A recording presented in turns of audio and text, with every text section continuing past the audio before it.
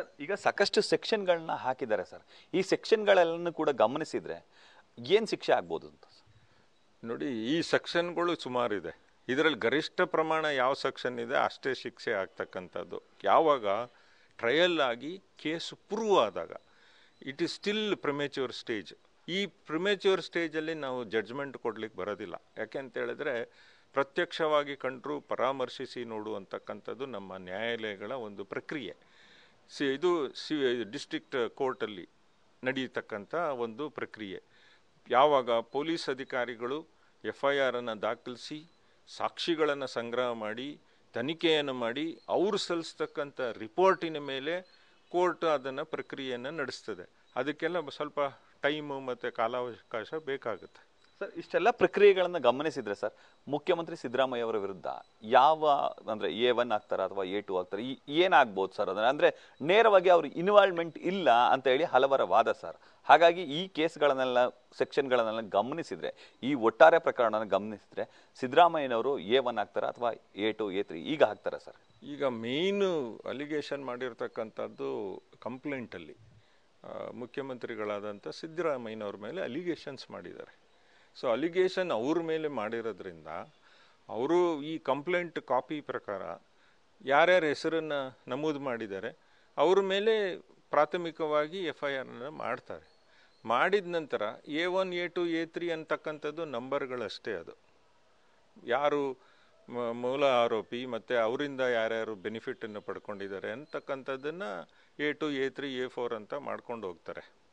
ಇದು it's A difficult and different type of case. ಈ regular ಬೇರೆ ಕ್ರೈಮ್ ನಡೆದಂತೆ ಅಲ್ಲ ಇದು. ಇದನ್ನು ತುಂಬ ಯೋಚನೆ ಮಾಡಿ ತುಂಬ ನುರಿತ ತನಿಖಾಧಿಕಾರಿಗಳಾದಂಥವರು ಇದನ್ನು ಯಾವ ರೀತಿ ಹ್ಯಾಂಡ್ಲ್ ಮಾಡಬೇಕು ಅನ್ನೋದು ಅವರಿಗೆ ಗೊತ್ತಿರ್ತದೆ. ಅವರು ಅದನ್ನು ಮಾಡ್ಕೊಂಡು ಹೋಗ್ತಾರೆ.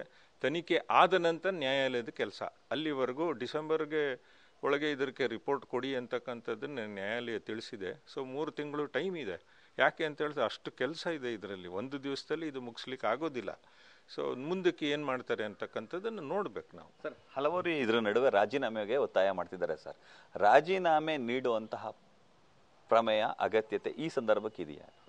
ನೋಡಿ, ಇದು ಭಾಳ ಕ್ಲಿಷ್ಟವಾದಂಥ ಕ್ವಶನ್. ಯಾಕೆ ಅಂತ ಹೇಳಿದ್ರೆ ಹಲವಾರು ಪ್ರಕರಣಗಳಲ್ಲಿ ಬೇರೆ ಬೇರೆ ಮುಖ್ಯಮಂತ್ರಿಗಳ ಮೇಲೆ ಪ್ರಕರಣ ಆದ. ಈಗ ಕೇಜ್ರಿವಾಲ್ ಪ್ರಕರಣ ಆಯಿತು, ಅವರೇನು ರಾಜೀನಾಮೆ ಕೊಡಲಿಲ್ಲ. ಆಮೇಲೆ ಜಾಮೀನು ಸಿಕ್ಕಿದ ಮೇಲೆ ಆನಂತರವಾಗಿ ಅವರು ಹೊರಬಂದ ಮೇಲೆ ರಾಜೀನಾಮೆಯನ್ನು ಕೊಟ್ಟಿದ್ದಾರೆ. ಸೊ ಈ ರಾಜೀನಾಮೆ ಕೊಡ್ತಕ್ಕಂಥದ್ದು ಅವರು ಕೂಡ ಮುಖ್ಯಮಂತ್ರಿಗಳು ಸಾಂವಿಧಾನಿಕವಾಗಿ ರೆಪ್ರೆಸೆಂಟೇಟಿವ್ಗಳಿಂದ ಎಲೆಕ್ಟ್ ಆಗಿರ್ತಕ್ಕಂಥ ಒಬ್ಬರು ವ್ಯಕ್ತಿ, ಒಂದು ಪೋಸ್ಟ್ ಅದು. ಸೊ ಅದನ್ನು ರಾಜೀನಾಮೆ ಕೊಡಿ, ಇದನ್ನು ರಾಜೀನಾಮೆ ಕೊಡಿ ಅಂತಕ್ಕಂಥದ್ದು ಕೇಳೋದು ಈ ಪೊಲಿಟಿಕಲ್ಲಿ ಅಪೋಸಿಷನ್ ಅವ್ರ ಕರ್ತವ್ಯ. ಅವ್ರು ಕೇಳ್ತಾರೆ. ಕೊಡೋದು ಬಿಡೋದು ಇವರ ಏನು ಲೆಜಿಸ್ಲೇಚರ್ಸ್ ಇದ್ದಾರೆ ಅವರು ಯಾವ ರೀತಿ ಡಿಸಿಷನ್ ತಗೋತಾರೆ, ಮತ್ತು ಇವ್ರಿಗೂ ಹೈಕಮಾಂಡ್ ಇದೆ, ಅವ್ರು ಯಾವ ರೀತಿ ಡಿಸಿಷನ್ ತಗೋತಾರೆ ಅದ್ರ ಮೇಲೆ ತೀರ್ಮಾನ ಆಗುತ್ತೆ. ಸೊ ಇವರೇ ವೈಯಕ್ತಿಕವಾಗಿ ಹೋಗಿ ನಾಳೆ ಬೆಳಗ್ಗೆ ರೆಸಿಗ್ನೇಷನ್ ಕೊಡುವಂಥದ್ದು ಏನೂ ಇಲ್ಲ. ಅವರ ಪಾರ್ಟಿಯಲ್ಲಿ ತಗೊಳ್ತಕ್ಕಂಥ ತೀರ್ಮಾನ ಶಾಸಕರು ಮತ್ತು ಅವರ ಹೈಕಮಾಂಡ್ ತಗೊಳ್ಳೋ ತೀರ್ಮಾನದ ಮೇಲೆ ಅದು ಅವರು ಡಿಸಿಷನ್ ತಗೊಳ್ತಾರೆ ಅಂತಕ್ಕಂಥದ್ದು ನನ್ನ ಅಭಿಪ್ರಾಯ. Thank you sir.